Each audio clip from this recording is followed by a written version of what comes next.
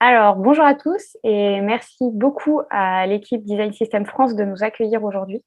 On est vraiment content d'avoir l'opportunité de pouvoir partager avec vous notre expérience et de pouvoir échanger avec vous. On va commencer avec une petite introduction de qui on est. Donc moi, je m'appelle Monia, je suis Design System Designer chez Talend. Ça fait un peu plus de 3 ans et demi que j'ai rejoint Talend maintenant. Et bonsoir à toutes et à tous. Moi, je suis Fabien, Design System Engineer, et ça fait maintenant 5 ans que je suis chez Talend. Alors, on n'a pas commencé en tant que Design System Designer et Engineer. Moi, j'ai commencé en tant que développeur front parce que finalement, je ne fais que du développement front avec une toute petite appétence pour l'UX. Et Monia était visual designer juste avant. Donc, on va vous expliquer un petit peu comment on en est arrivé là. Mais derrière ces titres pompeux, en fait, se cachent des compétences, somme toute classiques. On a mis nos noms d'utilisateurs sur Twitter. N'hésitez pas, si vous avez besoin de communiquer. On sera disponible. L'agenda du jour, du coup, on va commencer avec le contexte pour vous expliquer un petit peu comment on en est arrivé là chez Talend, comment on a réussi à monter cette équipe design system, à monter ce design system, et puis comment est plus ou moins composé Talend aujourd'hui. Ensuite, on fera un focus sur Storybook, puisque je pense que c'est ce qui nous intéresse aujourd'hui. Et pour ça, quoi de mieux que de faire une démo en direct pour vous montrer donc justement comment on centralise notre design system via l'utilisation de Storybook. Donc on aura l'opportunité de vous montrer tout ça plus tard et on finira par une session de questions-réponses. Alors, on enchaîne très rapidement sur un peu de contexte avec Talend. Qu'est-ce que Talend? Talend est un éditeur de logiciel euh, qu'on appelle un ETL, Extract Transform Load. L'idée, c'est de se transvaser des données qui sont d'un point A vers plusieurs points A vers des points B, et de venir placer dedans, dans cette manipulation, des indicateurs de qualité pour pouvoir après pouvoir déclencher du décisionnel si on a envie. Initialement, on avait un client lourd ETL qui était basé sur Eclipse, que vous connaissez peut-être, et on tend tout doucement à passer sur du cloud avec une solution, une plateforme unifiée qui, qui contient une petite dizaine de produits. Ce qu'on appelle des produits, ce sont des applications web, du coup, qu'on héberge sur différents cloud providers. On est plus de 1500 employés répartis sur différents sites géographiques avec plusieurs fuseaux horaires. Donc on n'a pas attendu d'avoir la crise sanitaire pour savoir travailler ensemble. On avait déjà cette chance avant. Euh, et on a des bureaux à la fois aux États-Unis comme au plus profond de l'Asie. Donc ça reste assez large et multiculturel. Alors pour vous donner un peu plus de contexte et peut-être mieux comprendre comment on travaille, on s'est dit que cette slide, ça pouvait être intéressant pour que vous ayez un aperçu des ratios. Donc, quelle est l'organisation aujourd'hui? Donc, comme Fabien l'a dit juste avant, Talend aujourd'hui, c'est plus de 1500 employés, donc un petit peu partout. Et nous, on va se concentrer sur vraiment la partie recherche et développement, donc, qui est constituée de plus de 500 employés. Et on va tout de suite commencer avec la section autres. Évidemment, on veut vexer absolument personne, on veut mettre personne de côté. C'est juste peut-être des équipes avec lesquelles on va être moins amené à travailler tous les jours. Donc, dans cette section autre de plus de 250 personnes, on va retrouver les équipes de documentation. On va avoir l'assurance qualité, des DevOps, des Scrum Masters, et on va aussi retrouver des Product Owners et encore d'autres corps de métier. Chez Talend, on a aussi donc, une équipe de Product Manager. C'est environ 30 personnes, voire un peu plus. Et on a une équipe développement de plus de 200 personnes. Et dans cette équipe développement, c'est un petit peu large parce qu'en fait, on va retrouver des développeurs back, on va aussi retrouver des managers, et puis on va retrouver une trentaine de développeurs front avec qui on va être amené à travailler vraiment au quotidien. Et on va finir par se concentrer sur l'équipe expérience utilisateur. Donc l'équipe UX, aujourd'hui, c'est 12 personnes, constituées de 8 product designers. Et ces product designers, ça peut être une personne dédiée à un product, ou ça peut aussi être des fois une personne pour plusieurs produits et inversement, plusieurs personnes qui travaillent sur le même produit. On a aussi 2 personnes aujourd'hui qui sont dédiées à la UX Research. Et enfin, on a donc l'équipe Design System, donc Fabien et moi, 2 personnes, et bientôt une troisième personne qui nous rejoint en septembre. Donc, ce qui était important de vous montrer dans cette slide, en fait, c'était qu'au final, on est 2 personnes dans l'équipe Design System pour plus de 500 personnes au sein de la R&D. Et du coup, comment on en est arrivé à être ces 2 personnes dédiées au design system? Ça, c'est peut-être intéressant de l'expliquer un petit peu. On a fait un kick-off en 2019 qui nous permettait de nous retrouver tous à un endroit géographique, peu importe d'où on venait sur les bureaux, et d'avoir un peu la vision de la boîte sur l'année qui allait suivre. Et avec Monia, à un moment donné, on a fait un constat. C'est qu'on travaillait vachement en silo, qu'on avait de facto du coup un manque de cohérence entre les applications et même une lenteur de livraison des features dans les produits, de fonctionnalités dans les produits. Alors quand je parle de fonctionnalités dans les produits, ici c'est des fonctionnalités au sens large, c'est-à-dire que si on voulait faire des changements qui étaient pour apporter de la cohérence entre les différents produits, c'était assez difficile et chronophage d'aller interroger les différentes équipes pour pouvoir les faire travailler ensemble. Ça a évidemment généré des frustrations un petit peu, au moins pour nous deux. Mais on peut dire même que c'est un peu plus large que ça, puisqu'il y a eu une réorganisation depuis. Et nous, on a très très vite identifié le potentiel d'un design system pour pouvoir répondre facilement à ce genre de problème. On a ensuite évidemment essayé de commencer à faire changer les choses. Donc là, on a commencé à faire des meetings, à faire des présentations, d'abord à l'équipe UX, ensuite aux développeurs et ensuite aux product managers, et ensuite on est monté encore plus haut comme ça. Dans l'idée, c'était de pouvoir convaincre, de dire, OK, on aimerait bosser là-dessus, par contre, on aimerait être à 100%. Et c'est là où ça a été un petit peu long pour nous de convaincre, parce qu'il fallait montrer la plus-value, parce qu'il fallait apporter des chiffres. Et après, s'engager sur un contenu et sur lequel on allait vraiment opérer.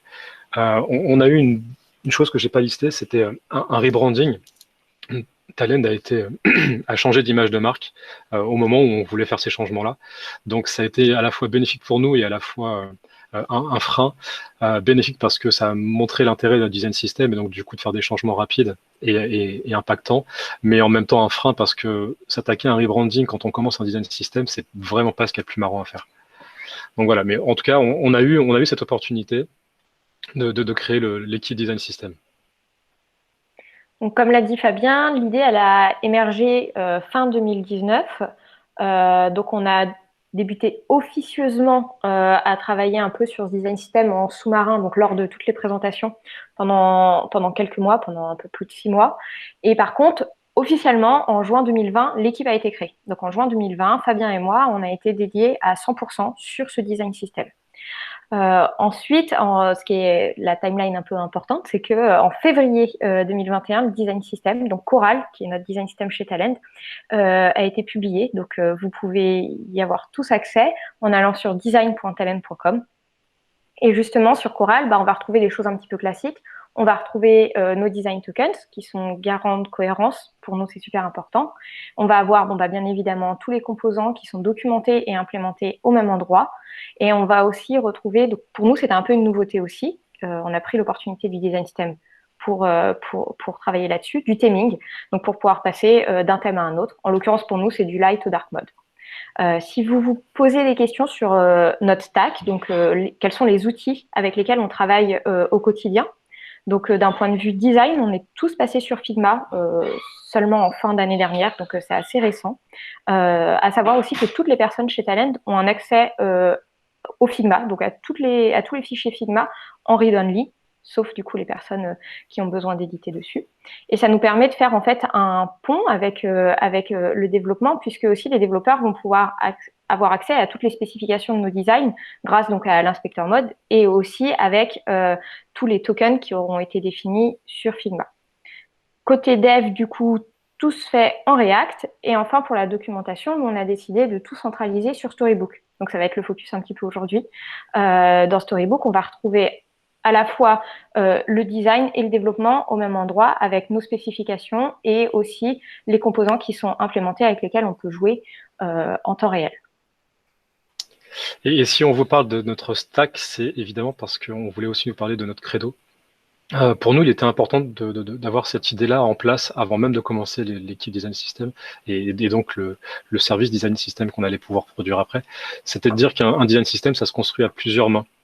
Quand on parle de plusieurs mains, c'est qu'il faut plusieurs compétences et ces compétences sont elles-mêmes complémentaires. On ne concevait pas d'avoir un Design System qui était soit uniquement décidé par les designers, soit uniquement par les développeurs, auquel cas ça aurait été une grille de composants. Et donc pour nous, la vraie idée, c'est de dire le contenu, il vient se rajouter que si tout le monde s'entend dessus. Et c'est pas uniquement Monia et Fabien, c'est vraiment tous les designers et les développeurs de concert pour se dire en fait, ok, on peut rajouter un composant, mais combien de personnes en a besoin, combien de produits on a besoin, et à partir de là, est-ce que les designers sont prêts à faire des concessions pour un petit peu converger vers une solution, et auquel cas on pourrait rajouter ce composant au design system. Ça va même un petit peu au-delà de ça, puisqu'aujourd'hui on a ce qu'on appelle des UX writers, qui sont là aussi pour être garants du contenu qu'on peut, enfin, ou au moins d'avoir des guidelines sur le contenu qu'on va pouvoir enseigner dans ces composants-là, dans l'usage de ces composants. On en arrive un petit peu à notre démonstration aujourd'hui, qui est de dire comment nous, on arrive à centraliser le design system via Storybook. C'est une solution qui existe, c'était celle qu'on voulait vous montrer aujourd'hui, et c'est celle qu'on utilise au quotidien. Petit focus du coup sur Storybook. Alors, cette slide elle est assez rigolote parce que on s'est entraîné avec Monia et je l'ai dit à voix haute et j'avais des collègues autour, ils étaient morts de rire. Donc, je ne suis pas certain que ça soit la meilleure slide du monde, mais j'y tiens beaucoup à cette slide parce que pour moi, elle illustre bien ce que c'est. En utilisant Storybook, pardon, vous devenez un peu une conteuse ou un conteur. C'est-à-dire que vous allez démarrer logiquement chaque histoire par « je vais vous montrer ce qu'il se passe si ». Et en fait, l'idée de Storybook, c'est juste de réunir plusieurs histoires au sein d'un même outil, au sein d'une même UI, et c'est de se dire ok, je vais montrer tous les étapes possibles de mes composants en isolation. On parle de composants, mais on parle aussi, au-delà de ça, de design token. On peut très bien illustrer ces design tokens, mais on peut aussi illustrer des layouts et illustrer des pages complètes. Donc nous, aujourd'hui, on se limite essentiellement à du composant, mais on aimerait beaucoup demain avoir des pages complètes qui sont instanciées dans Storybook pour pouvoir faire de la non-régression visuelle derrière après, ce dont on va aussi illustrer un petit peu les concepts. Storybook, du coup, en une phrase, si on devait résumer, pour simplifier un petit peu, nous, on considère Storybook comme une vitrine, du coup, où on peut exposer nos composants vivants, et on insiste bien sur le vivant, parce que c'était important pour nous de ne pas avoir que des images statiques, donc en illustrant tous leurs états. On peut le voir avec le screenshot en dessous, là, où du coup, on a fait un focus sur les boutons. On a bien nos différents boutons avec notre partie de code en dessous, et ces boutons-là, ils sont implémentés, ce n'est pas des images, on peut jouer avec et on voit leurs différents états. On s'est permis de lister les points positifs et les points négatifs que nous, on tire de Storybook. Une fois de plus, ça engage que nous. Donc, en fait, le meilleur moyen, je dirais, de vous faire votre avis, c'est de le tester par vous-même. Mais voilà ce que nous, on en retire. Donc, concernant les points positifs, comme je le disais juste avant, en fait, le code et la documentation, ils peuvent vivre au même niveau. Pour nous, c'était important que le design system ce soit pas une librairie de composants implémentés ou qu'un style guide. Il fallait qu'on retrouve tout ça au même niveau. Ensuite, pour une raison de liberté de documentation, qu'on pas d'autres CMS, enfin, qu'on pas les CMS. À savoir qu'on a été pendant plusieurs années sur Frontify pour documenter du coup nos composants. On a testé 08 en amont et on a aussi testé DSM. Et nous, on voulait donc avoir cette liberté de pouvoir créer des sections comme on voulait pour pouvoir documenter notre design system. Et l'avantage avec Storybook, c'est que justement, en fait, il y a déjà beaucoup de modules complémentaires qui existent. Donc, parce que vous pourriez nous dire, pourquoi pas faire un site internet de zéro. Mais en fait, l'avantage avec Storybook, c'est qu'on peut récupérer ces modules qui existent déjà et qu'il n'y a pas du tout besoin de tout reconstruire from scratch. Et donc, cet avantage aussi qui découle de Storybook, c'est qu'il y a une communauté qui existe déjà à l'heure actuelle. Il y a des mises à jour qui sont régulières. Et donc, si demain vous avez des questions ou si vous avez besoin d'aide sur un sujet en particulier, c'est plus facile pour avancer. Storybook, ça nous permet aussi, comme Fabien l'a un petit peu dit avant, d'assurer de la non-régression visuelle par le biais de tests qui sont automatisés. Donc ça, on va vous le montrer un peu plus après. Ouais, alors ça permet un peu plus largement, pardon Monia, mais ça permet plus largement d'avoir de la non-régression et pas uniquement visuelle. Nous, ce qu'on va vous montrer, c'est visuel, mais on peut très bien faire de la non-régression de code unitaire, sans aucun problème, et beaucoup mieux qu'avec les outils qu'on a précédemment cités. Et ça va aussi nous permettre de pouvoir... on a aussi la possibilité de pouvoir agréger les storybooks, en fait. Donc, si aujourd'hui, nous, c'était le cas, on utilisait déjà Storybook dans le passé. Si on a un storybook par produit, on peut tous les rassembler pour en faire un grand storybook. Concernant les points négatifs, on s'est rendu compte qu'il y avait quand même un minimum de besoin de compétences techniques. Donc déjà pour l'initialisation du projet sur Storybook, personnellement, j'aurais pas pu le faire toute seule. Heureusement que Fabien était là. Et aussi, il faut aussi des connaissances sur GitHub et il faut aussi un minimum de connaissances en Markdown, puisque ça va être le langage qu'on va utiliser pour rédiger cette documentation. Après, Storybook, c'est aussi assez lourd, donc ça met du temps à charger. Je ne sais pas si vous avez essayé d'aller donc sur design.talent.com, mais du coup, si ça met un petit peu de temps, c'est normal. C'est juste qu'il faut tout charger. Et passons un petit peu au vif du sujet, du coup. Quel est notre workflow chez Talent? Donc, il est relativement simple et commun, je pense. On a essayé d'illustrer ici le cycle de vie d'un élément du design system. Tout commence évidemment par de l'idéation. Il y a un besoin qui généralement arrive du product manager, qui va communiquer directement avec les designers, qui va être un besoin de fonctionnalité ou de correction, peu importe. Derrière, après, s'enchaîne une phase de design itératif. Les designers vont itérer avec les product managers pour faciliter un petit peu l'adoption de la feature, de la fonctionnalité. Et puis après, Monia va être un petit peu embarquée à ce niveau-là, essentiellement.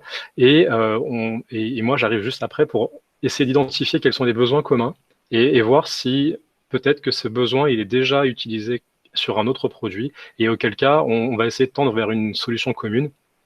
Et si ce n'est pas déjà le cas dans le design system, apporter cette nouvelle solution sous forme de composants réutilisables dans le design system. Et donc, c'est pour ça qu'ici, on a mis un petit peu en parallèle la documentation et le développement, parce que les deux vont de pair. Et on a besoin d'illustrer par le code notre documentation. Et notre documentation s'intéresse au code. Donc, quelque part, c'est un peu lié. Et tout ça, on le fait sur Storybook via Git. Derrière, après, donc ça sera l'objet de la démo d'aujourd'hui, et derrière, après, ça sera évidemment intégré dans les produits, sinon on souffrirait d'un manque d'adhésion sur le design system. On va essayer de l'intégrer dans les produits, et si ça marche, tant mieux, sinon on va itérer, et après, derrière, on va avoir des tests, parce qu'aujourd'hui, on n'a pas de tests directement sur le design system. On a des tests de quality assurance côté produit uniquement. Et c'est parti. C'est le moment où on a tous les effets démo qui arrivent. Toc. Alors, pour la première partie, on va se concentrer du coup un petit peu sur Figma. Avant toute chose, pour commencer, donc déjà, on a aussi notre librairie Figma, donc notre librairie Coral qui est disponible sur Figma. On va donc évidemment y retrouver tous les tokens de style. On va aussi retrouver quasiment tous nos composants qui sont implémentés avec leurs différents états, les variantes, tout ce qui va avec, un joyeux bazar. On a aussi des éléments de layout qui sont disponibles et on a quelques pages qui sont aussi disponibles dans cette librairie. Pourquoi je le dis? C'est parce que pour le test, enfin pour la démo d'aujourd'hui, on va réutiliser ces éléments de cette librairie. Donc en fait, on n'invente rien, ça va nous faire gagner considérablement du temps. Et du coup, même Fabien, il n'aura juste qu'à réutiliser les tokens qui existent déjà. Ouais, c'est des fois que la question se pose, cette librairie n'est pas publique par manque de temps, je pense. On n'a plus de frein aujourd'hui pour la rendre cette librairie publique. Et peut-être parce que par manque d'intérêt, je pense. Mais en tout cas, on va la mettre publique si jamais quelqu'un s'intéresse à cette librairie. Tout à fait. Donc en fait, ce qui s'est passé, c'est que en amont, on va essayer de gagner un peu de temps. On a eu des discussions avec les différents product designers. On a reçu des maquettes, donc de différentes personnes, à des moments différents. On n'a pas tout reçu d'un coup. Et en fait, quand on regarde ces maquettes-là, on arrive à identifier des éléments en commun. Et quand on met ces éléments en commun, on s'aperçoit que ça ressemble plus ou moins à un composant qui ne fait pas partie de notre design system à l'heure actuelle. Et ce composant-là, on l'identifie comme pouvant être un héros. Ouais, une bannière en fait où on aurait envie de mettre du contenu en exergue.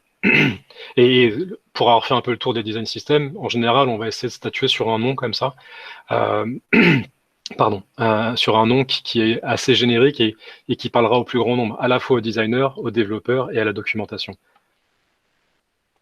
Et donc effectivement, là, on s'est plutôt dit que ça ressemblait à quelque chose d'un composant de type héros. Voilà. Donc, une fois qu'on a statué sur ce besoin d'avoir un nouveau composant en commun, donc le héros, on va faire différents points de synchronisation avec les personnes qui sont impliquées par ce besoin-là, avec différents product designers aussi. Donc, on aura établi une page d'inspiration au préalable. On aura peut-être travaillé pendant des ateliers sur la création de ce composant pour être sûr de pouvoir répondre au maximum au plus grand nombre de besoins. Et une fois que tout ça s'est fait, donc ça se fait pas en claquant des doigts, hein, ça prend un petit peu de temps. Une fois que tout ça s'est fait, nous avec Fabien, vraiment ensemble, on va statuer sur un zoning. Donc un zoning, qu'est-ce que c'est? C'est simplement en fait un visuel qui va nous permettre d'identifier les différents éléments qui composent notre composant. Et une fois de plus, pour la création de ce zoning, en fait, on utilise une librairie qu'on a rapidement fait sur Figma qui nous permet d'avoir plus de cohérence entre nos visuels. Donc, on s'est rendu compte que dans ce composant héros, il y avait très souvent un titre. Enfin, on avait le besoin commun d'avoir un titre. On retrouve également très souvent une zone de texte. Donc, ça pouvait être une description, un sous-titre. Et on peut aussi avoir un ou des call to action. Et là, ce qui est important, c'est que dans ce zoning-là, on va identifier les éléments qui sont présents tout le temps, on va qualifier de obligatoires. On va les différencier avec les éléments qui ne le sont pas. Donc, comme par exemple, avoir un deuxième call to action. Donc là, on le voit, il est en pointillé au lieu d'être en plein. C'est simplement pour montrer que c'est pas une obligation d'avoir un deuxième call to action.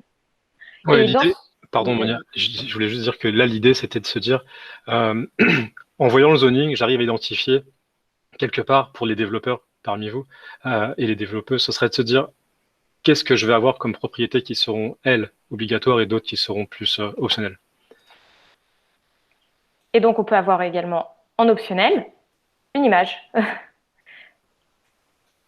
Ouais, donc de tout ce zoning, on va pouvoir identifier au moins 2 variations de ce composant. Le premier qui sera juste avec un titre, un peu de contenu et un call to action qui seront eux plutôt centrés.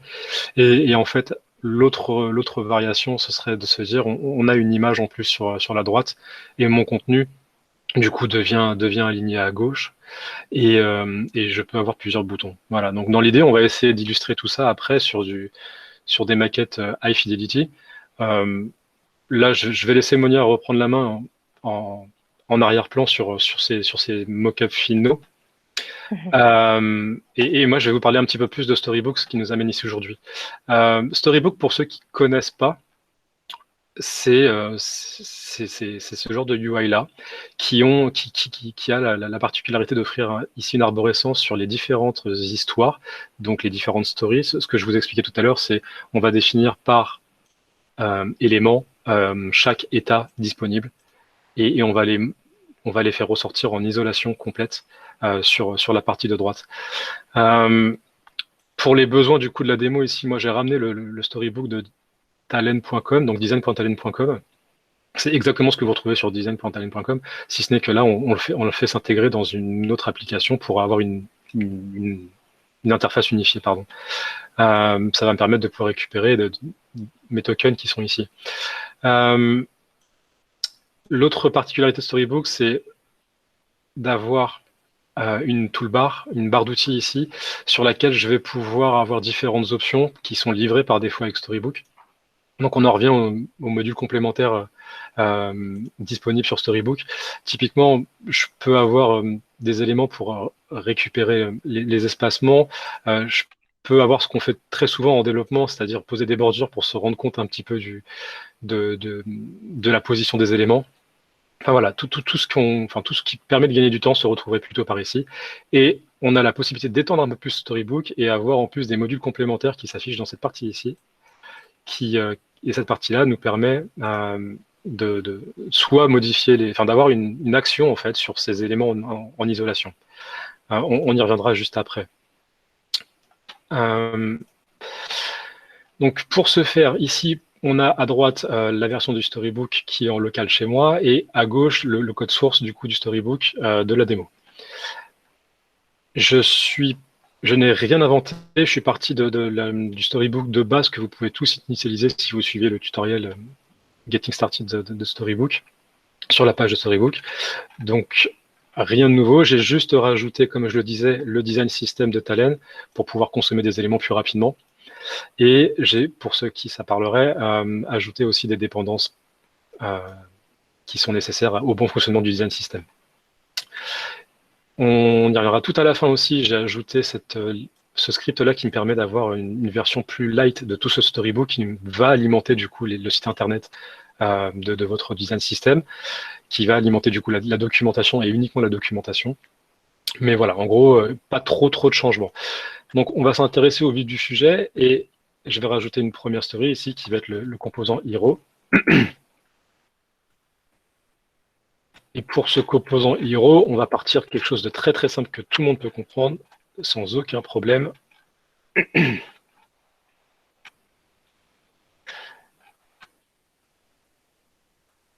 Alors, je ne m'amuse pas à les taper parce que ça n'a pas grand intérêt. Je sais en amont. Voilà. Donc là, j'ai un composant Hero qui va simplement renvoyer une div toute simple avec du contenu dedans. Moi, ce qui va me permettre après de enchaîner très rapidement sur les stories. Et je vais avoir des stories aussi, encore une fois, très très simples.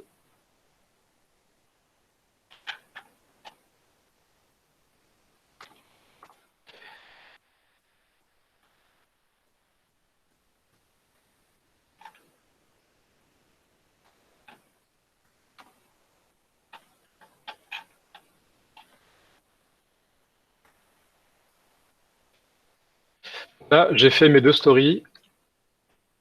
Ma première story, c'est celle par défaut où j'aurai pas d'image, et ma seconde story, c'est évidemment celle où j'ai une image. Donc, j'ai renseigné un petit add-on supplémentaire qui permet d'avoir ici une vision de ce que fait Monia en parallèle, qui a déjà fini. Ok, je suis à la bourre. Monia, elle veut voir le match de pétanque, c'est sûr. Certain. Donc, ici, j'ai ma première story default sur laquelle je vais pouvoir placer le premier canvas. Ici, j'ai mon second canvas. Est-ce qu'on dit canvas d'ailleurs? Je ne sais pas. C'est une frame. Frame. Ok, donc là, j'ai mes deux histoires qui sont prêtes, default et with image, qui sont prêtes à être implémentées. Hop. Donc là, c'était mes boutons. Ah, petite subtilité aussi quand vous initialisez un storybook de démo comme ça. Vous avez boutons, header et page qui sont déjà renseignés. C'est pas anodin. Le premier est évidemment un composant plutôt atomique qui après permet de composer une barre header et derrière d'alimenter une page complète. Voilà, l'idée c'était de proposer déjà une composition comme illustration sur un projet initial. Nous, on va jouer un petit peu avec tout ça et on va se dire que notre composant Hero, on va aussi l'intégrer dans ces pages-là. Ça va être assez rigolo. Yes, donc du coup, voilà, j'ai ici le premier canvas de Monia, non, frame, pardon, frame de Monia, et ici, j'ai la seconde frame. Super. On va s'intéresser à la valeur par défaut. Je pourrais faire des copier-coller d'IP Figma pour récupérer le même wording que Monia, mais je l'ai évidemment préparé en avance, sinon ça aurait été beaucoup trop dangereux. Ok, donc en 2-3 mots quand même, qu'est-ce que j'ai fait ici? J'ai posé des arguments. Ces arguments sont définis sous forme de title, description et bouton primaire, le contenu du bouton primaire. Et j'ai, en plus de ça, déjà préparé dans mon composant Hero d'avoir un title, une description, et je les ai posés de manière un petit peu séquentielle. Rien de fou là-dedans, et on se rend bien compte qu'en termes de rendu, c'est pas vraiment ce qu'attendait Monia. Donc, on va peut-être essayer de modifier un petit peu ce composant Hero et de lui apporter un peu de style. Parce que là, en l'état, c'est uniquement ce qu'on a récupéré du design system de Talend et il n'y a pas du tout de style à proprement parler pour ce composant-là. Donc, je remplace ce contenu.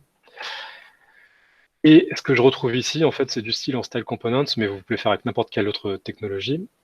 Pareil, encore une fois, nous, on bosse avec React, mais en Storybook, ça franchit complètement du framework que vous utilisez. Vous pouvez avoir du HTML, vous pouvez avoir du Angular, vous pouvez avoir du Vue, peu importe. On s'en fiche royalement. Nous, c'est Style Component et React qu'on essaie de démontrer ici. Donc, du coup, j'ai un peu de style qui me permet d'aligner tout ça. Et j'ai une version qui est rendue soit celle par défaut, soit d'un conteneur avec une image. Et auquel cas, dans ces cas-là, je place mon texte à gauche et je vais mettre mon image à droite. Voilà. Donc, on va aller alimenter un petit peu plus ces stories-là parce que, OK, ça marche bien pour default. En revanche, pour avec la version avec une image, pour l'instant, je suis un peu loin du compte. Donc, dans l'idée, c'est de me dire, OK, qu'est-ce qui me manque côté story? Bah, en fait, ce qui va me manquer ici, c'est d'autres arguments supplémentaires qui vont correspondre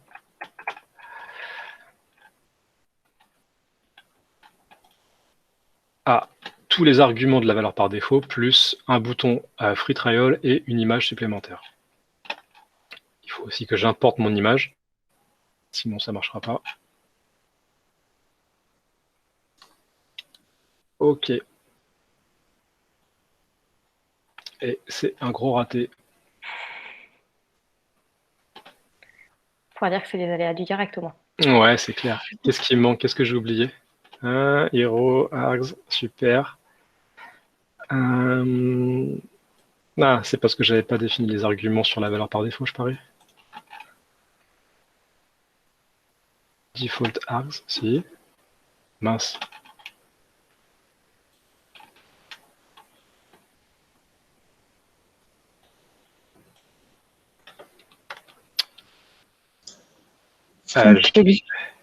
Tu l'as, c'est bon? Ouais, je vais. Sinon, on te glisse dans le chat. A priori, tu as peut-être 2 constantes args. Où il manque un point virgule, peut-être. Je crois que ça, c'est du troll. J'aurais pu la faire celle-ci. Ah, non, c'était pas un troll, c'était exactement ça.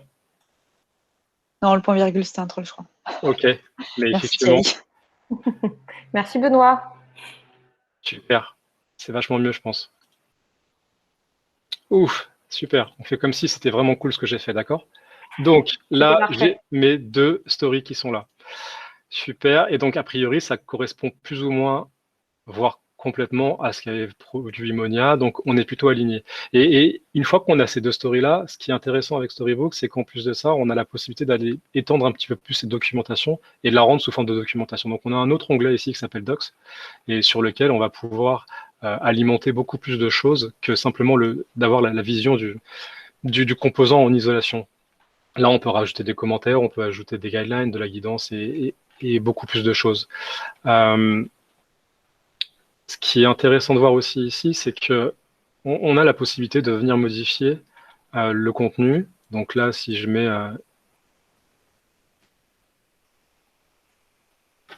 un autre texte, ça marche directement et je peux faire des tests directs. En revanche, ce qui n'est pas vraiment intéressant ici, c'est que là, j'ai uniquement les arguments qui sont passés à la story. Donc, moi, ce qui m'intéresse plus, ce serait d'avoir un peu plus de contrôle et de pouvoir rendre tous les arguments directement. Donc, on a la possibilité de venir directement agir sur un tableau de archetypes qui va alimenter tout ce tableau-là de manière un peu plus intelligente. Voilà, donc là, j'ai un peu plus de choix. Je vais juste pousser ça. J'ai un peu plus de choix ici et donc, j'ai la possibilité de venir directement jouer avec ma story. Donc là, je lui rajoute une image, je peux lui rajouter un autre bouton. Voilà, dans l'idée, je fais un peu ce que je veux. Ça, c'est assez sympa. C'est un peu ce que propose Storybooks, mais c'est pas ce que nous, on voulait dans un design system. On voulait beaucoup plus de flexibilité. Et donc, pour ce faire, on utilise le format MDX. Donc, c'est du Markdown qui, en plus de ça, accepte du JavaScript dedans. Donc, je vais créer hero.stories.mdx. Donc, ça sera l'équivalent en fait de mes stories ici, mais j'ai plus besoin d'avoir l'export par défaut qui va alimenter Storybook. Ça ne m'intéresse plus.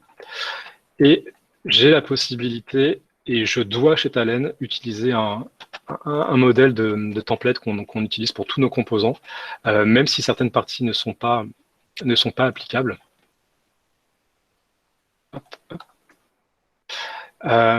Et c'est le cas ici. Donc notre template, il est assez bateau. C'est d'avoir un titre sur le composant qui est assez compréhensible de tous et le plus concis possible.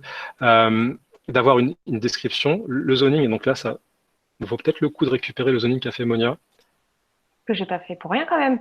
Que tu n'as absolument pas fait pour rien quand même. Donc, on va le positionner ici. Voilà, ça va encore plus illustrer la composition qu'on attend. Donc, j'ai mon zoning, j'ai du style par défaut, avec la version par défaut, en indiquant que par défaut, le contenu est centré. J'ai le code qui est prêt à l'emploi à être utilisé pour l'intégration dans les produits. Et j'ai la version avec les images, avec l'image, pardon. J'ai évidemment pas de state et d'état et d'interaction à décrire puisque c'est un composant qui est somme toute statique. J'ai l'UX Fighter qui potentiellement m'a mis un peu de guide de style par rapport au contenu qu'on attend dedans, pour essayer de cadrer un petit peu et d'uniformiser un petit peu l'usage.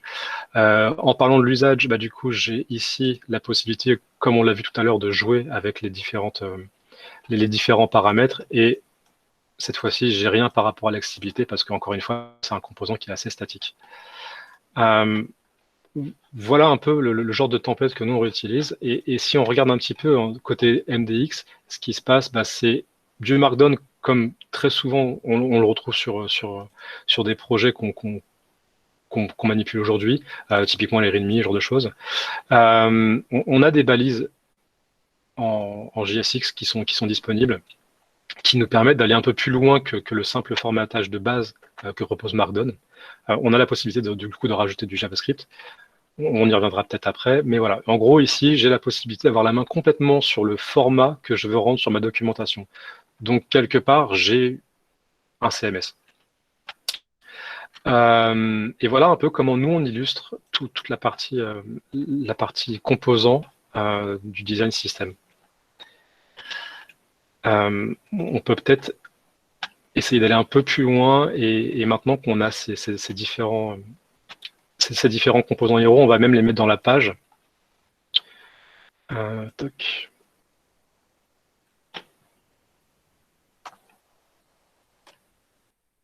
Donc là, j'ai repris un exemple qu'on a sur le site internet de Talen. Je ne l'ai pas inventé.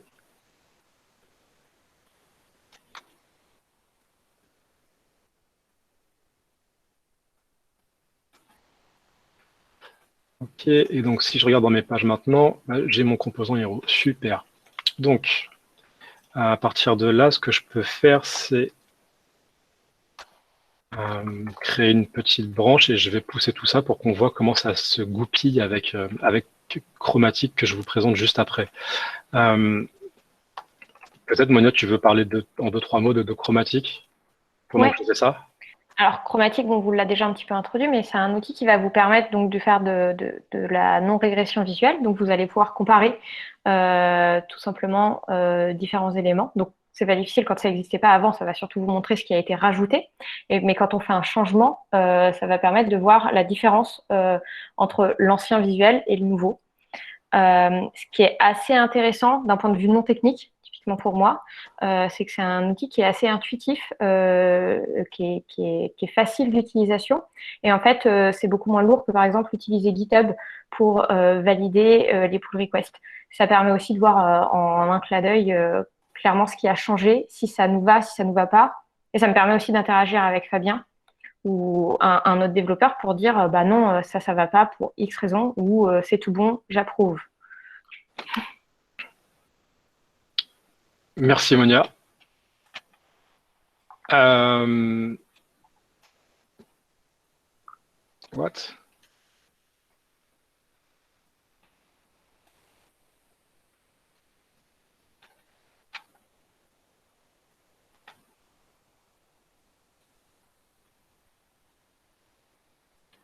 Donc là, j'ai créé une première pull request qui est l'issue de notre première itération. On voit ici qu'un petit élément est venu se rajouter, c'est la vérification sur Chromatique.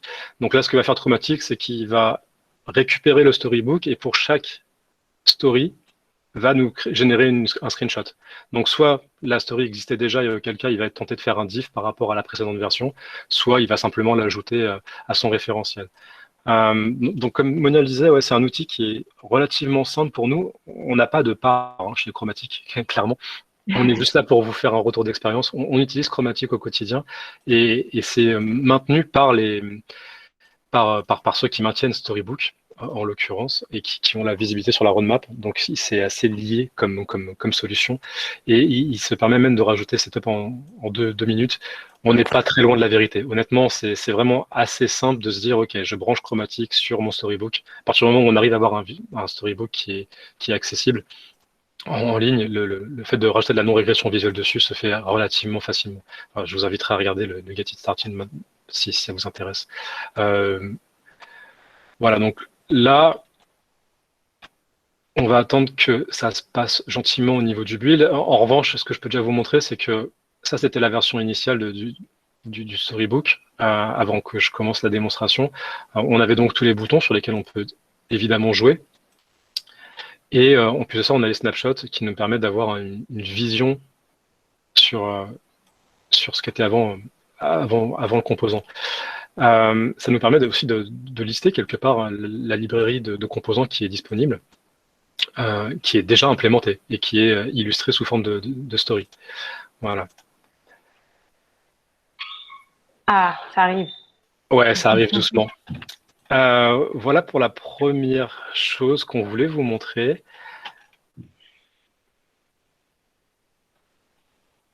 Toc. Et on va pouvoir après, je pense, se concentrer sur la seconde itération pour pas perdre trop de temps. Ça c'est bon. Je vais juste repartir sur master. Ok.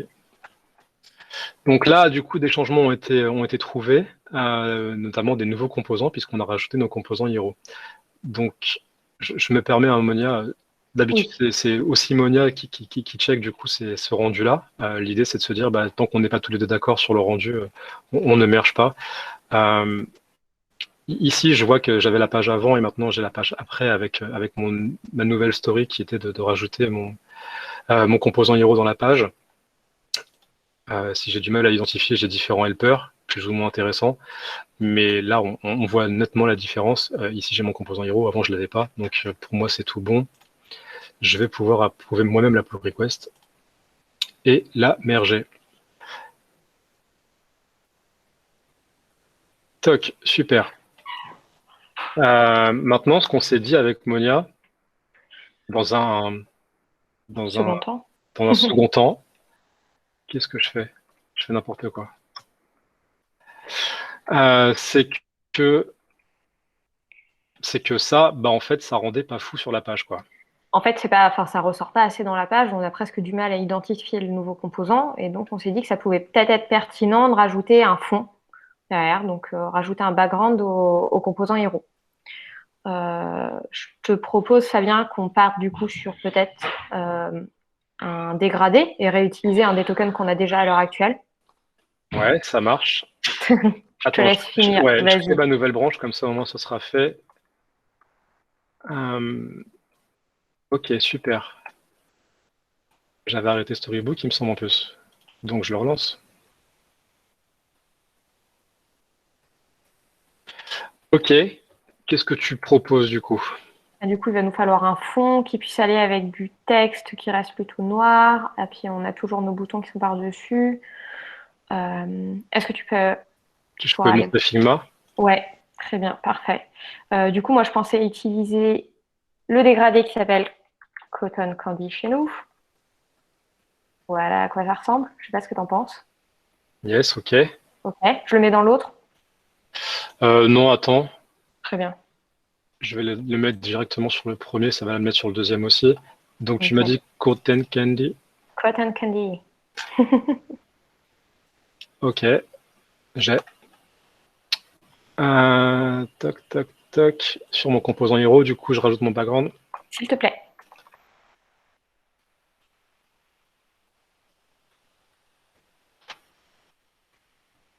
Qui donne à peu près ça. Il faut intégrer. C'est OK pour toi? Ça me va. Du coup, je le rajoute sur l'autre. Attends, t'es où? Toc. Vas-y. Hop. Ok, cool. Nickel. Donc, on est aligné. Ça passe bien avec l'image. Ouais. Tout est bon. Je peux pousser? C'est parfait. pense même qu'on peut aller un peu plus loin parce que si tu regardes côté page ici et qu'on se met en mode un peu mobile, ouais, c'est pas fifou. Attends, je vais juste faire un truc en plus.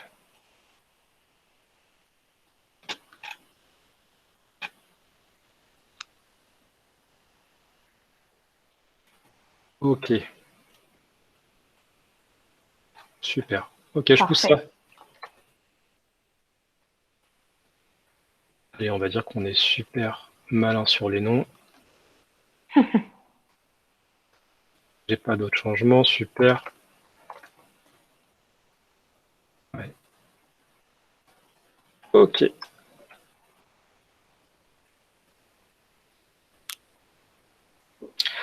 Et donc là, dans l'idée, bah, on va créer notre seconde pull request. C'est un peu comme ça qu'on fonctionne.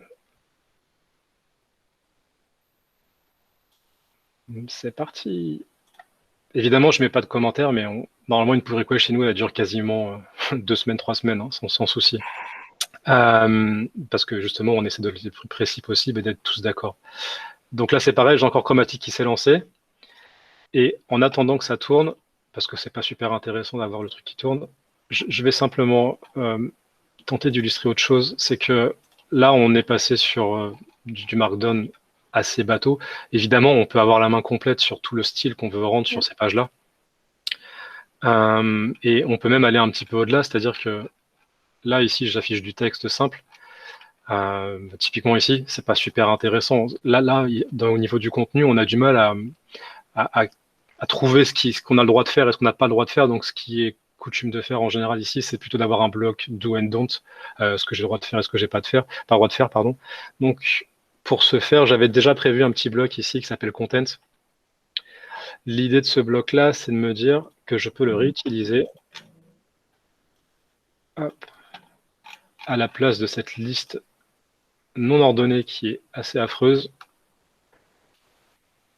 Non pas que j'ai la prétention d'avoir fait quelque chose de mieux, mais... Attention les yeux. Hop.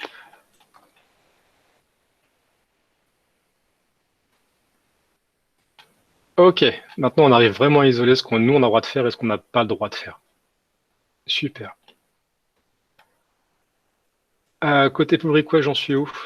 Toujours en attente d'activité? Eh ben oui, on attend toujours. Mais bon, vous les allez le deviner après très rapidement. Ce qui va se passer, c'est qu'on aura du coup notre diff visuel qui sera arrivé avec le background qu'on n'avait pas avant. Ouais. Voilà. Dernier petit truc que je voulais vous montrer parce que je vous en ai parlé tout à l'heure, c'est de me dire que je peux relancer ce storybook en mode un peu plus light. Et c'est un peu ce qu'on publie sur design.talent.com. J'ai simplement ajouté le flag --docs qui va me permettre d'avoir beaucoup moins d'éléments, beaucoup moins de bruit visuel par rapport au nom des stories, par rapport à toute cette toolbar qui n'est pas forcément utile pour juste alimenter une documentation.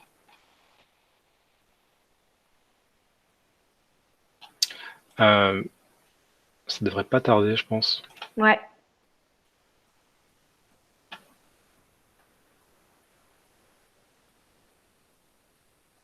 Ok, voilà le genre de diff qu'on peut avoir avec Chromatic pour quasiment pas de configuration. Donc là, ici, je retrouve mon diff avec sans background et avec le nouveau background. Ouais. Donc j'ai les éléments qui sautent un peu plus aux yeux après sur ce qui a changé. Si je peux même vous montrer côté build, ce qui va se passer, c'est que je vais faire un review change. Et là-dessus,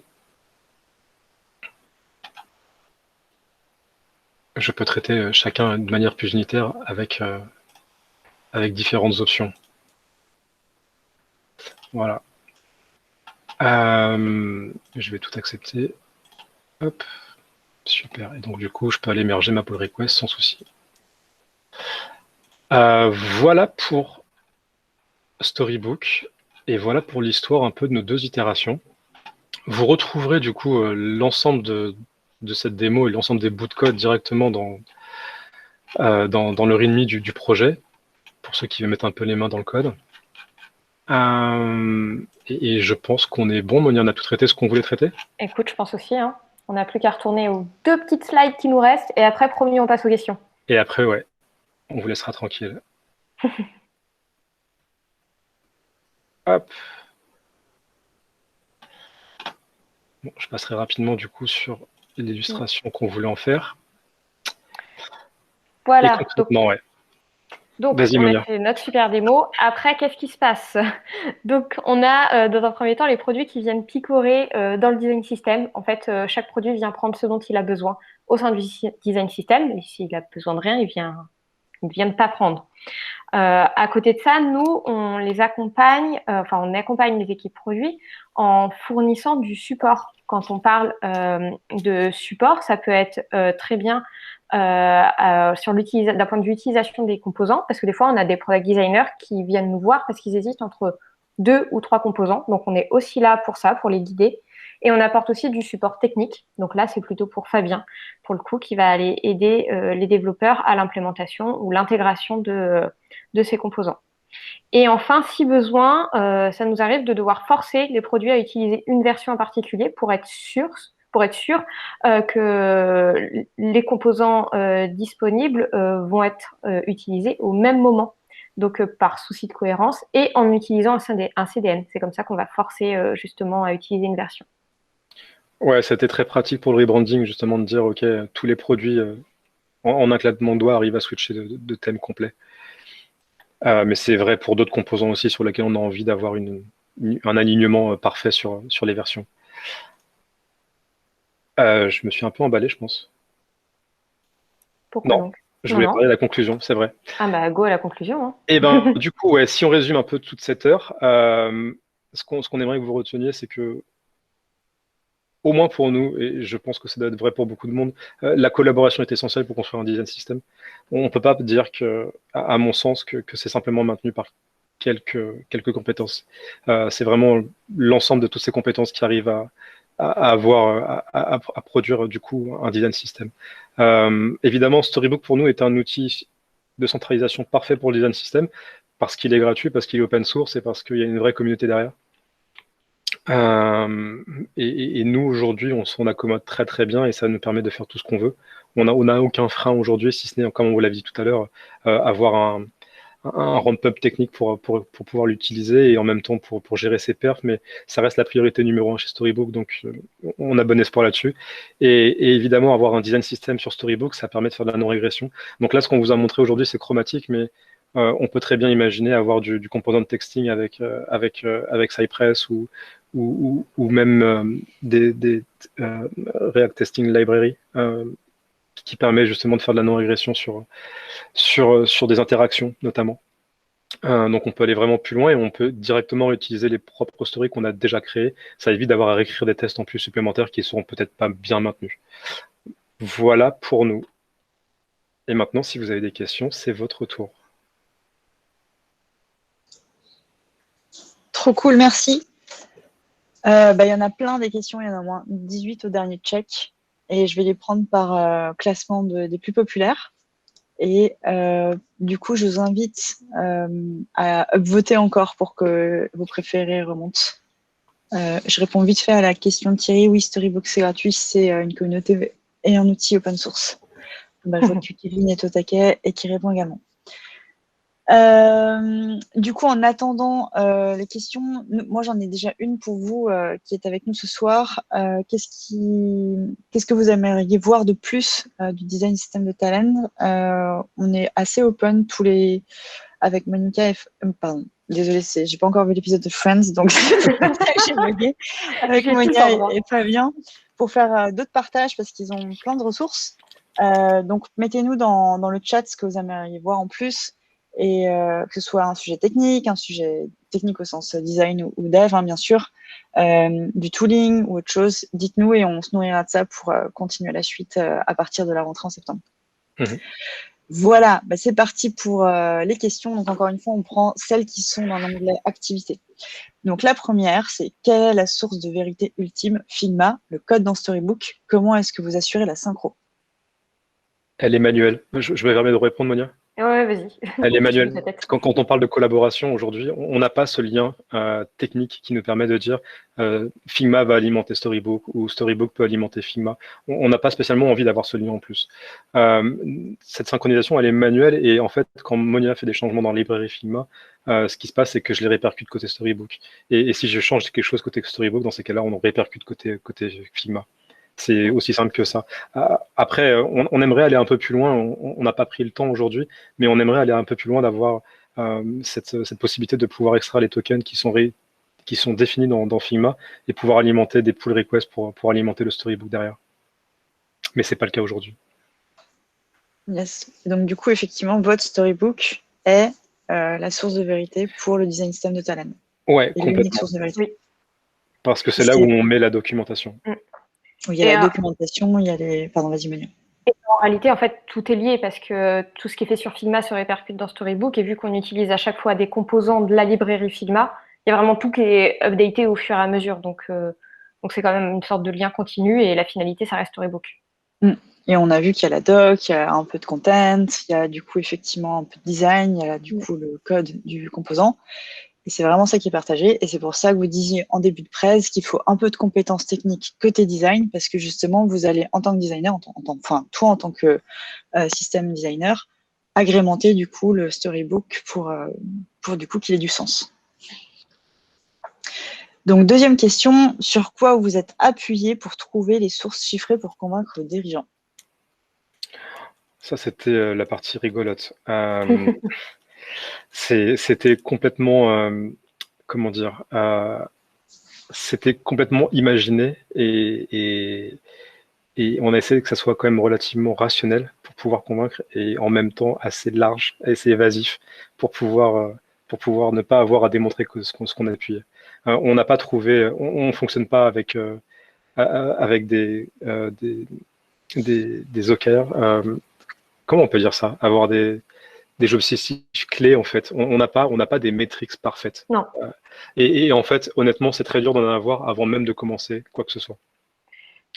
Par contre, je pense qu'on peut peut-être parler de ce qu'on a utilisé pour justement réussir à convaincre lors de nos différentes prêses. KPI, pardon. C'est ça. J'ai bien passé le message. Ok, je sais pas pourquoi j'ai dit ça. Parce que on doit les remplir, c'est la fin là. Oui. Par contre, pendant nos presses qu'on a fait, c'est qu'on s'est appuyé en fait sur des messages ou sur des commentaires de différentes personnes qui étaient frustrées sur certains points, justement comme nous on a pu l'être. Donc on a littéralement mis, alors on n'a pas mis des captures d'écran pour éviter qu'il y ait le nom des personnes associées, mais on a mis des citations de commentaires qu'on avait déjà entendus sur les différentes frustrations et où le design system pouvait résoudre certains de ces problèmes. Ouais, on les a mis sans filtre. Oui. Ok, donc du coup, c'est pas forcément des KPI, de la data, mais c'est sur la perception des gens, un peu le bien-être. En fait, c'est vraiment focus sur le facteur humain pour dire, ben là, en fait, si on change la donne, ça aura du sens pour tout le monde. Ouais, il y avait de ça, et puis il y avait cette histoire de rebranding où aussi on s'est dit, bah ouais, ok, si on le fait faire par les équipes produits, aujourd'hui on a 8 produits qui fonctionnent avec des sprints de 3 semaines. On a fait un rapide calcul en fait où on s'est dit, ok, ça prendra 6 mois, alors que si c'est 2 personnes qui sont là à temps plein qui s'en occupent, ça prendra peut-être maximum 2 semaines, quoi. Et c'est plus sur des données chiffrées de ce goût-là qu'on a réussi à convaincre. Ok, cool, merci. Donc, la prochaine question, c'est qu'est-ce qui a guidé votre choix d'aller plus sur Storybook que sur Zero Height? J'espère qu'on a réussi un petit peu à y répondre pendant la présentation. C'est vrai qu'elle date de 19h19, cette question. mais globalement, ça reste toujours sur cette possibilité de personnaliser les éléments comme on voulait et pas avoir juste à remplir des blocs de contenu. On voulait pouvoir afficher ce qu'on voulait à tel moment. Si demain, on a envie de créer un nouveau bloc qui n'existe pas du tout sur Zero Height, qui existe sur aucun autre CMS, et ben on a cette liberté de le faire avec Storybook. Ouais, et puis il y a aussi l'aspect, si j'ai 2 sources de vérité, il y en a forcément à un moment donné, ça sera désynchronisé. Et on veut limiter le nombre de sources de vérité. Ok, donc la centralisation absolue et la modularité. La flexibilité que ça apporte, ouais, complètement. Ok, super. Toujours dans la même optique, pourquoi Zero Height ne vous a pas convaincu? On le retrouve souvent associé à Storybook. Bon, en vrai, du coup, je pense qu'on vient de répondre à la question. C'est pas la même question. Vraiment. Alors, un peu plus technique. Comment sont publiés ou utilisés les composants par NPM et si oui, sont-ils publiés tous ensemble ou de manière séparée? Par exemple, add Coral /all/boot button ou add Coral /button. On publie tout aujourd'hui sur une même librairie, NPM, qui est elle-même consommée par une autre grosse librairie, qui est un monorepo chez Talend, qui permet de construire toute cette UI qu'on a sur les produits. Donc, en gros, on voulait limiter le nombre de releases possibles.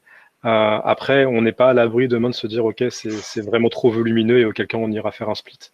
Il y a des super solutions aujourd'hui comme Change7 qui existe, qui a été sorti par Atlassian, qui permet justement de dire, OK, j'ai tapé une ligne de commande et ça vient me faire ma release de tel bout de code. Donc, on n'est pas à l'abri demain de changer d'avis.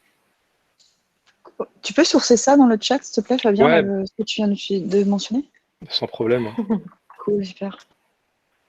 Ok, je pense que ça répond à la question. Antoine, si tu as d'autres questions et si tu es encore là, n'hésite pas à aller direct dans le chat Focus Dev du Slack DSF pour en discuter et ouvrir la discussion. Je pense que ça peut être pertinent. Cool. Une autre question. Les designers doivent donc attendre la doc sur Storybook pour composer de nouveaux composants et pages. Ce n'est pas un frein pour vos productions?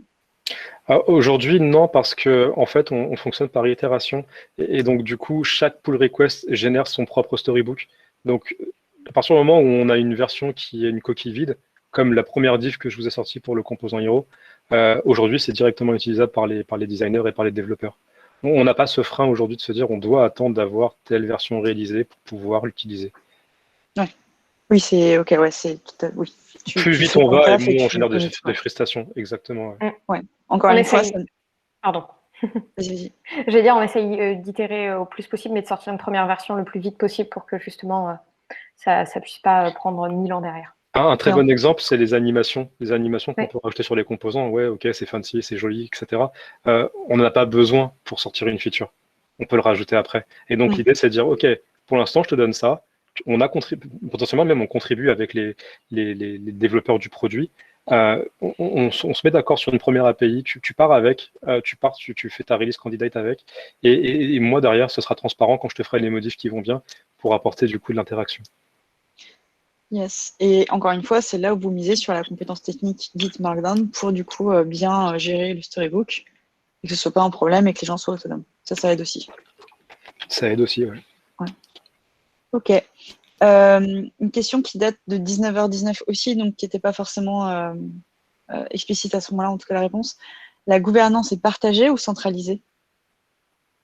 Elle est partagée. Après, on a un droit de regard dessus et en général, très souvent, on garde cette gouvernance. Monia et moi. Après, quand on demande partager, je ne sais pas si on demande partager entre Monia et moi ou est-ce qu'on demande par rapport à toutes les équipes. Et auquel cas, nous, on n'a pas volonté à dire, OK, maintenant tu utilises telle version et tu te débrouilles avec. On essaie quand même de collaborer un minimum avec les différentes équipes. On n'est pas là pour produire du design system, pour juste produire du design system. On est là pour être consommé et avoir de l'adhésion, quoi. Je pense que ça répond à la question. Kevin, je viens de voir que tu avais une autre question dans le chat, mais je l'ai vue en pop. Si tu veux bien la mettre en question, ça sera plus simple pour nous. Merci d'avance.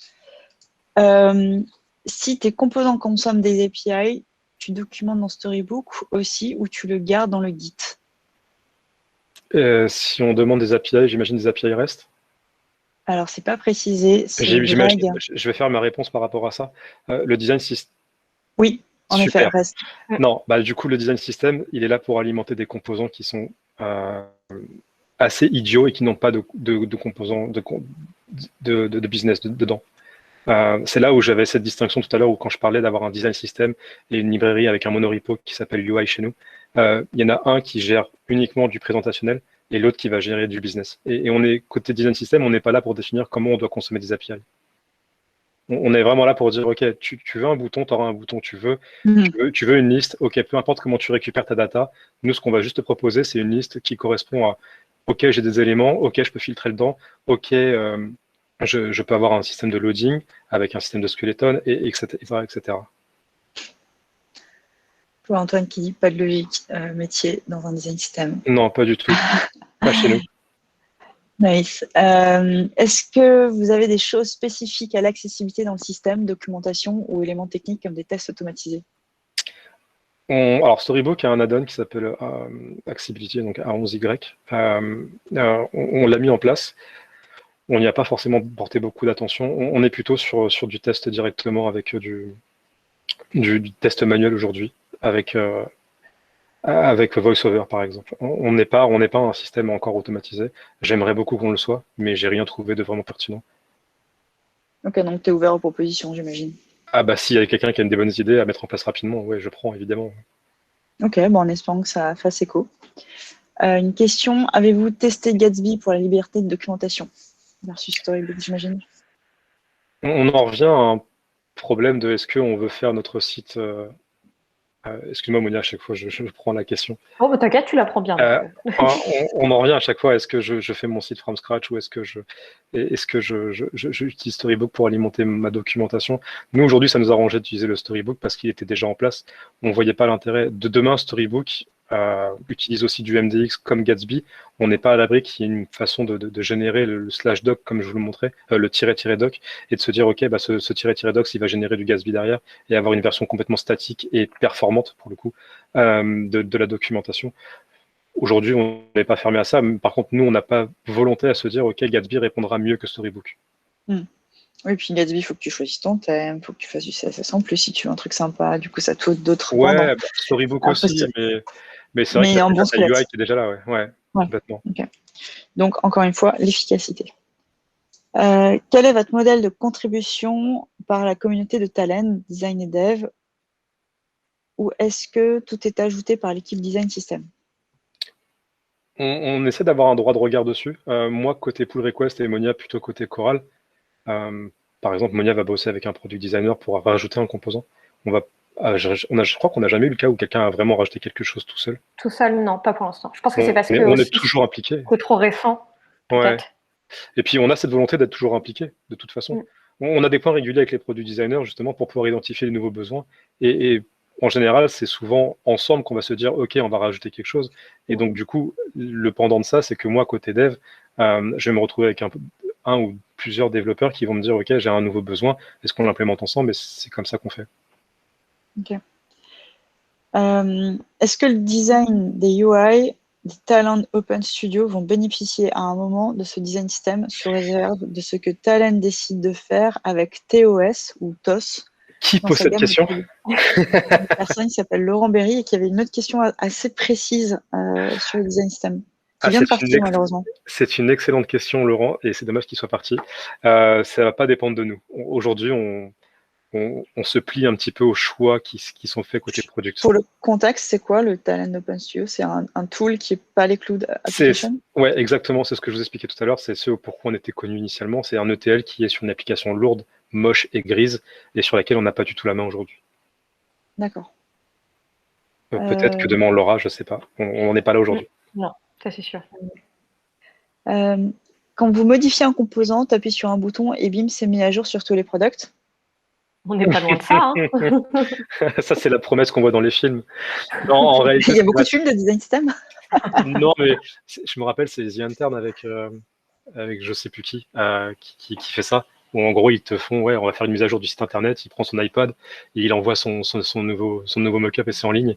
On n'est pas du tout à ce niveau de détail-là. Nous, c'est un peu plus complexe. Dans l'idée, on va faire notre release. Après, ça passe par ce que je vous expliquais tout à l'heure, la librairie qui s'appelle Talent UI. Et derrière, après, c'est consommé par les produits au fil de l'eau. Si le changement n'est pas vraiment impactant. En revanche, s'il est super impactant, typiquement, on a des nouveaux boutons, on a un nouveau branding, on a ce genre de choses qui sont un peu plus visuelles et on veut de la cohérence. Là, ce qui va se passer, c'est qu'on va pouvoir forcer au niveau du CDN, donc là où sont consommées nos librairies JS par les clients, ce qu'on va dire, c'est que, OK, bah, tu veux du design system. Dans ces cas-là, tu n'as pas le choix. Si tu es en prod, tu me prendras telle version du design system et c'est comme ça qu'on arrive à avoir de l'alignement complet. Okay. Mais on n'est pas encore capable de sortir ce genre de feature aussi facilement. Tu nous diras quand ce sera le cas. Ouais. Il y a une question, mais tu y as répondu entre-temps, je pense. Storybook est aussi votre outil de TU, donc test unitaire? Ouais. Ok. Voilà, bah, via Chromatic. Non. En gros, ouais, Chromatic permet de faire de la non-régression visuelle et on se base sur Cypress pour faire à la fois du TU de composants, donc avec le component de testing, et je pense qu'on va se limiter à Cypress pour ça. Ok. Parce que ça permet de faire à peu près tout. Du TU, ça permet de faire de l'interaction, de voir ce qui se passe, de potentiellement aussi gérer les problèmes d'accessibilité, de pouvoir les tester de manière automatisée si on a le temps de le faire. Donc, je pense qu'on va essayer de se limiter là-dessus. Ok. Je prends la seconde version de Laurent qui était assez intéressante. Enfin, une question pratico-légale. Est-ce que le design system pourrait être utilisé par un éditeur de solutions indépendant mappant les API Talend pour exécuter des jobs ETL dans un ordonnanceur, par exemple? Alors, c'est hyper technique, Ouais. mais je trouve que le fond de la question est intéressant sur « Ok, je suis un éditeur de logiciel, Ouais. je donne des choses à dispo à des partenaires clients ou prestataires. Est-ce qu'on a le droit de le faire ou pas ?» On en rêve, et honnêtement, aujourd'hui, on a choisi d'avoir cette licence complètement open source du design system. Donc aujourd'hui, chez Talend, on est sur des licences Apache 2. Ça n'empêche pas l'utilisation et absolument pas la réutilisation. Donc on encourage même cette pratique-là, ouais, évidemment. Okay. On aimerait avoir plus d'adhésion que simplement la sphère Talend. Et je pense que c'est le rêve de beaucoup de design systems. Si on prend des design systems comme ceux d'Elastic ou d'Atlassian, je ne suis pas certain que seuls les gens d'Atlassian et d'Elastic s'en occupent. Quand on voit le nombre de stars qu'ils ont sur GitHub. Oui, effectivement.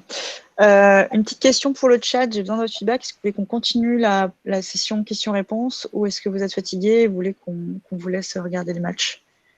J'ai besoin de voir quelques notifs popper pour voir si on continue sur les questions qui ont le moins de votes. Et après, si on ne veut pas continuer, on est toujours disponible, évidemment. Toujours. On adore parler de ça.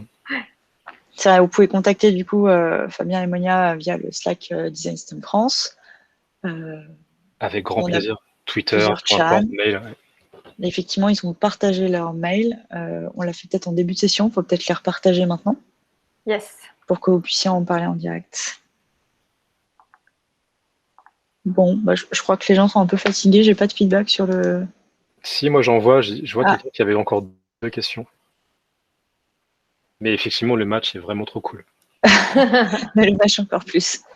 Antoine, tu as encore 2 questions. Bah, alors, je vais les prendre vu que ça, c'est le premier message que je vois. Alors, tac, tac, tac. Il y a une question sur le versionning, je crois. Juste un instant, il faut que je rescroll. Alors, possible d'avoir la config pour MDX? Tout est à disposition sur soit le storybook que je vous ai partagé. On a partagé le lien ou pas de la démo? Je ne sais plus, ouais. Je l'ai partagé. De toute façon, on remettra tous les liens pratiques utiles dans la description du replay, non, je pense, sur YouTube. Oui, on va tout ressourcer, ouais. Voilà. Et si ce n'est pas le cas, et si ce n'est pas là-dessus, ça sera au moins sur le GitHub de Design System de Talend. Il n'y a évidemment aucun problème pour tout réutiliser, c'est complètement ouvert. Nice. Et du coup, ouais, autre petit aparté, c'était un peu l'une de nos premières confs très orientées dev et on est super ravis de ça. N'hésitez pas à nous dire dans le chat si vous avez envie d'en avoir d'autres. Ça fait un peu écho à est-ce que vous voulez aller plus loin sur Storybook? Est-ce que vous voulez aller voir d'autres choses? Dites-le nous via ce chat, via le Slack aussi. On est grave à l'écoute et on a envie de faire du super contenu pour vous. Voilà, petite parenthèse. Donc, du coup, une autre question. Comment gérez-vous les versions patch minor majeur? Aujourd'hui, c'est à l'appréciation du développeur qui initialise, qui va merger la pull request ou qui l'initialise. Donc, c'est toi? Pas que, non, pas que. Mais en gros, si on rajoute un composant, on en fait une feature, donc c'est mineur. Enfin voilà, on est sur du fixe, on est sur du patch, on utilise du Semver, tout ce qui est plus classique, et on utilise du coup ChangeSet pour générer après les releases. D'accord. Mais non, on n'a pas spécialement de guideline par rapport à comment on fait nos versions de release. Tant que ça parle à tout le monde, ça va. D'accord. Est-ce que les produits utilisent aussi Storybook pour leurs composants spécifiques dans leur propre app? Yes, carrément. C'est pour ça que l'agrégation, c'est super important pour nous chez Talend. Je vous donne un exemple. Je ne sais pas si j'ai le droit d'en parler, mais c'est pas grave, je vais en parler quand même. On a plusieurs produits qui vont fusionner. L'idée, c'est de se dire, OK, on va pas se taper un storybook à tout réécrire complètement. Là, l'idée, c'est de se dire, j'ai 4 produits, donc j'ai 4 sous-storybooks qui alimentent un seul storybook. Ok, la Storybookception. Exactement. Tous vos composants sont gérés sur Storybook ou vous autorisez du code brut ou hard-codé, j'imagine? Je pense pas. Je pense pas que ça soit une obligation chez Talend. En tout cas, ce qu'on se dit, c'est juste qu'on va mettre un storybook en place dès qu'on a du contenu visuel à montrer. Parce que sinon, ça veut dire qu'on va avoir cette granularité de composants qui va ne pouvoir être visible côté produit qu'une fois intégré. Et c'est pas notre ambition. Bon, ça va créer un effet tunnel dont on n'a pas spécialement besoin. Donc ouais, chaque développement front chez Talend passe par un storybook. Et ça, c'est vrai depuis maintenant 4-5 ans. Ouais. Ah oui. Ok.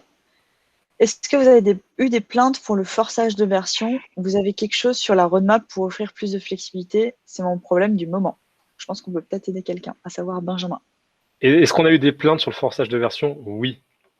En fait, tout le monde est assez open quand on parle côté design system de se dire hey, on va vous faire des choses gratuitement. Ouais, ok, super, fais-nous des trucs super rapidement et gratuitement, comme ça on s'en soucie pas. Et le problème, c'est qu'à partir du moment où ça atterrit dans leur produit, on a une inversion de contrôle. C'est plus le produit qui contrôle ces versions, c'est à nous de contrôler leur version. Et le moindre problème, bah, ça part un petit peu en émeute, ouais. Mais en général, on s'en sort plutôt bien. C'était quoi la seconde partie de la question? Attends, du coup, j'ai fait 2 trucs en attendant. Vous avez quelque chose sur la roadmap pour offrir plus de flexibilité? À quel niveau? Je sais pas, c'est peut-être pour montrer aux gens qu'est-ce qui va se passer pour que du coup le forçage il soit peut-être plus. Au niveau consommation de version. Ouais. Bah aujourd'hui, non, on n'a pas spécialement de roadmap parce qu'on n'a pas spécialement de besoin de changer. En revanche, c'est un peu brutal ce qu'on vous a présenté en disant ouais, on force la version et tout le monde se tait. C'est pas vraiment le cas. En fait, on a plusieurs niveaux de décision.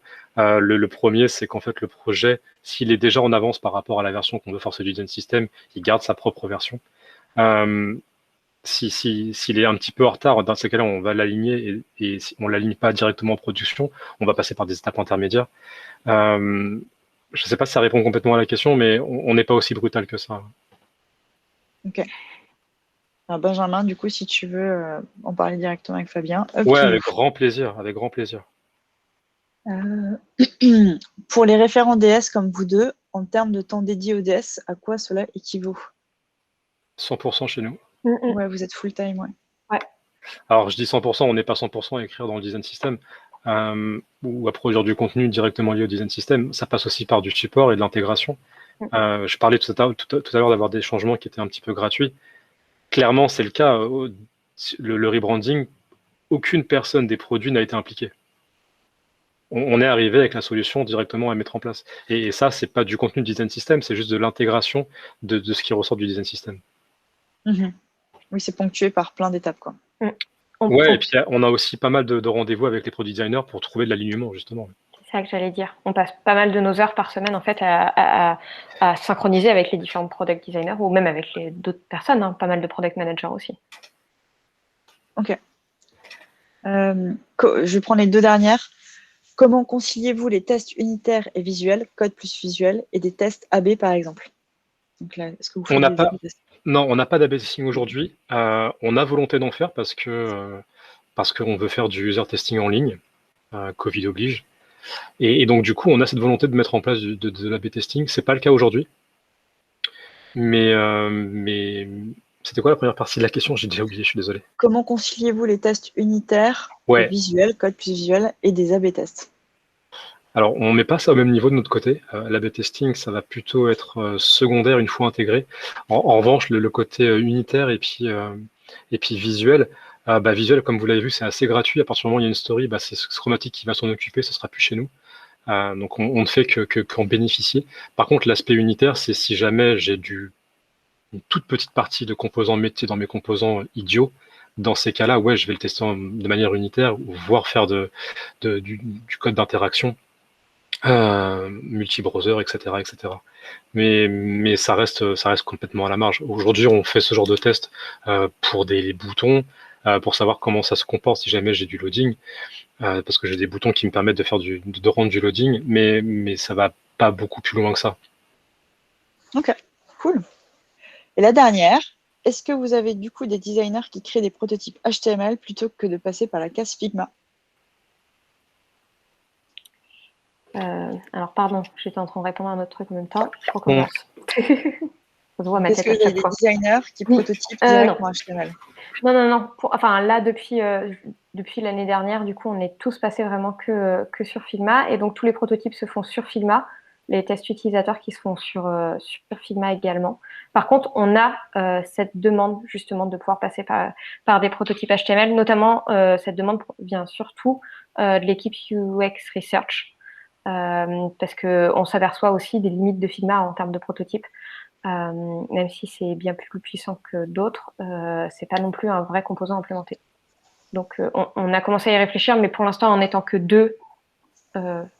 Pour 1500 personnes, ouais. Voilà. Oui. Ok, donc l'idée, ce serait de pouvoir faciliter le prototypage plus poussé et se baser du coup toujours sur le design system. Et la solution n'est pas encore forcément ciblée, mais en tout cas, c'est ça ce besoin. Ah, on a plein de rêves. Après c'est qu'est-ce qu'on oui. priorise. Ouais. Ok. Eh bien, super. merci beaucoup pour cette présentation, cette live démo. La réponse aux questions posées par la communauté. J'espère que ça a répondu à leurs interrogations. Merci à vous, la communauté, pour vos questions, pour vos encouragements, pour vos réactions. C'était top, merci Yes, beaucoup. merci, ouais. Et puis, bonne pétanque, évidemment. Bon water polo à tous avec cet été. C'était le dernier événement de Design System France pour cette saison. On se retrouvera à la rentrée. Encore une fois, n'hésitez pas à nous dire si vous voulez toujours des live démos comme ça, des events tech, des events design, qu'on puisse du coup bosser ça pendant l'été et vous proposer des choses sympas pour la rentrée. La rentrée sera sûrement en septembre. Du tech. Écoute Antoine, dis-nous ce que tu veux savoir, ce que tu veux découvrir. N'hésite pas à nous communiquer ça, qu'on puisse un peu nous orienter plus facilement. Et si vous voulez aussi d'ailleurs intervenir et présenter des sujets, n'hésitez pas à pointer le bout de votre nez et puis on bossera avec vous. Et si vous voulez avoir des retours d'expérience de comment on accompagne pour prendre la parole, Monia et Fabien peuvent carrément on peut en témoigner, ouais. Très bonne expérience. Très bien. On valide. Nous aussi, on a adoré. En tout cas, merci encore à tous. Et puis, n'hésitez vraiment pas à nous contacter si vous avez les moindres questions, si vous avez envie d'avoir plus de détails sur des sujets. On est vraiment dispo à 100%. Ouais, ça nous fera plaisir. Merci beaucoup. On vous souhaite une très bonne soirée, un bon match de pétanque et à très vite. Et à bientôt sur Slack pour ceux qui demandent à rejoindre le Slack. Salut. Bonne soirée. Bye.